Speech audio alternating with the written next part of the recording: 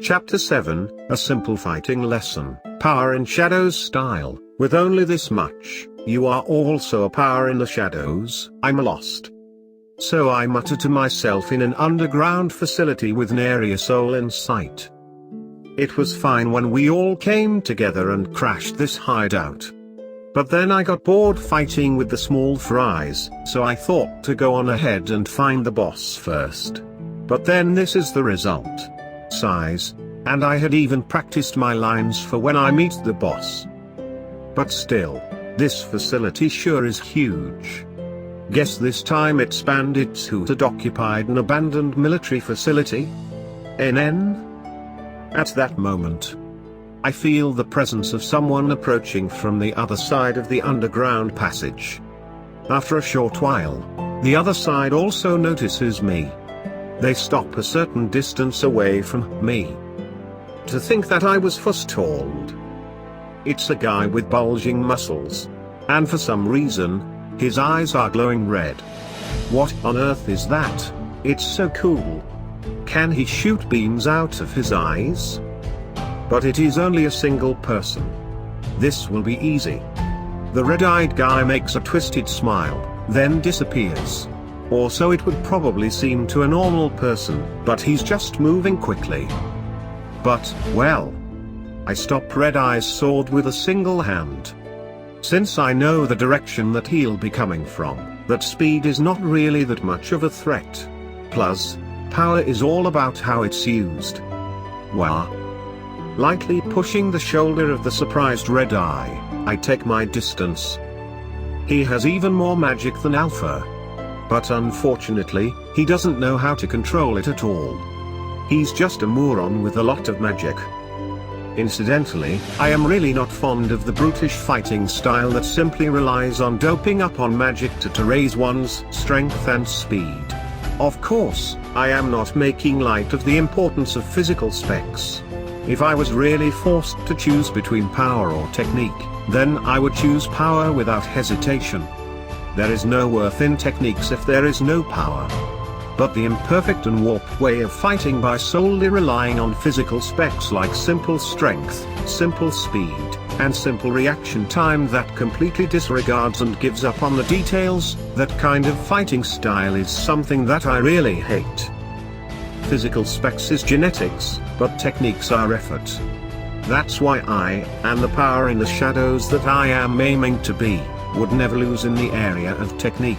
I apply techniques to my strength, apply schemes to my use of speed, and search for possibilities with my reaction time. Physical specs are important, sure, but I would never stupidly fight while relying solely on it.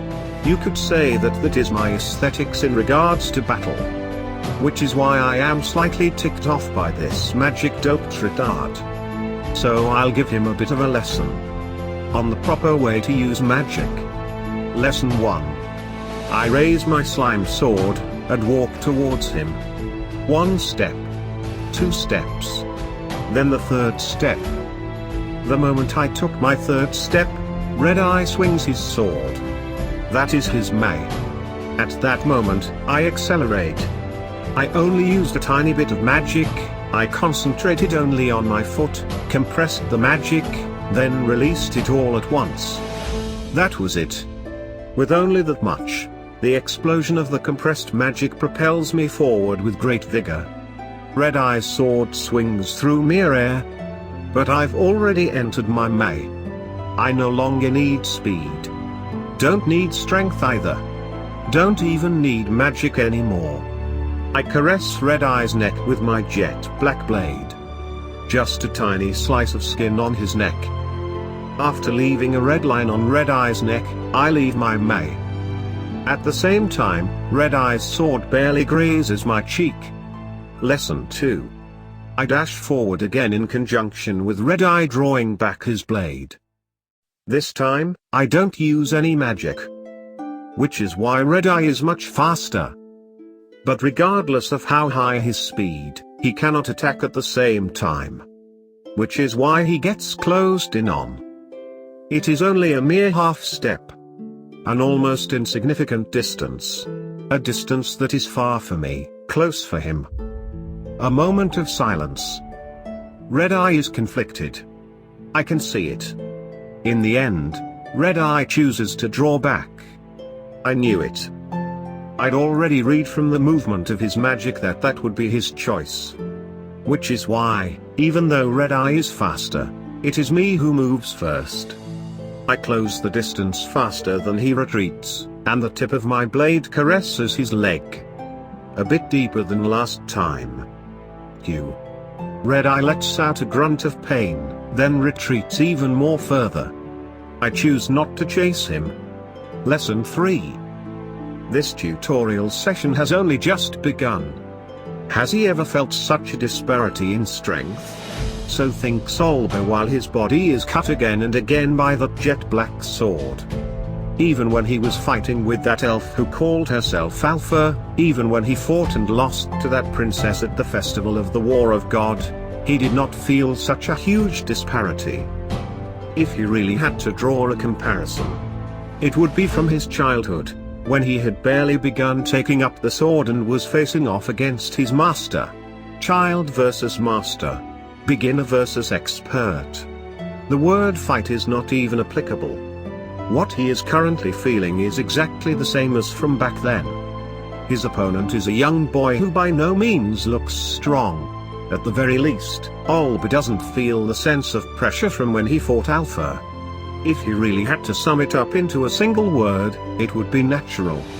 His stance, his magic, his swordsmanship. Every single thing about his opponent is natural. There is nothing of note in regards to his strength or speed or anything else. No, it's simply that he doesn't need any of it. His sword is purely and perfected, completed with skill alone. Olber's overwhelming advantage in magic capacity is being overturned by skill alone. Which is why he is feeling that absolute sense of defeat. The fact that Olber is still standing, that he is still alive, is solely because his opponent has decided so. If he ever changes his mind, Olber's life can be snuffed out in a split second. Olber in his current state can heal all non-fatal wounds. Of course, there is a limit, and there are also negative side effects. However, having lost a large amount of blood, having had his flesh sliced open and his bones severed, even he needs time for the recovery. Despite being in such danger, Olber is still alive. No, he is being allowed to live on. So Olber asks, why? Why do you allow me to live on? Why are you hostile to me?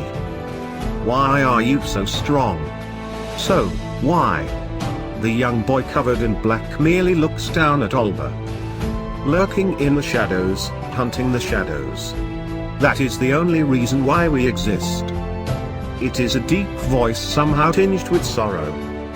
From that alone, Olber manages to determine the boy's identity. You plan to resist that? In this world, there are those that the law cannot judge. Olber knows this, and thinks of himself as part of them. Power, privilege, and hidden faces. The light of the law cannot reach the edges of the world. Even while enjoying that benefit, Olber himself is stepped on by those above him, being broken by them. Thus Olber sought greater power. And fell. Even if it is you, and even with all of you. No matter how strong you are, you cannot win. This world's darkness runs much deeper than you can imagine. Which is why Olber said such things. It was not a warning, but a wish. A wish that this young boy, too, would be broken, would lose everything, would be plunged into despair. But at the same time, he is afraid that his wish would not come to be. Simple jealousy and envy. Then I will dive. It matters not how deep. There is no fighting spirit in his voice, nor a burning vigor. Only complete confidence in himself, and an unshakable resolve. You say it so easily, you brat. Olber cannot accept this. He absolutely cannot accept this. Because that is what Olber previously aimed for, but was broken by. At this moment, Olber decides to cross that last line. He takes out a lozenge from his chest pocket, then swallows it. Olba has already resigned himself to the fact that he would not be able to leave this place alive. Therefore he will use his own life to teach this brat about this world's darkness.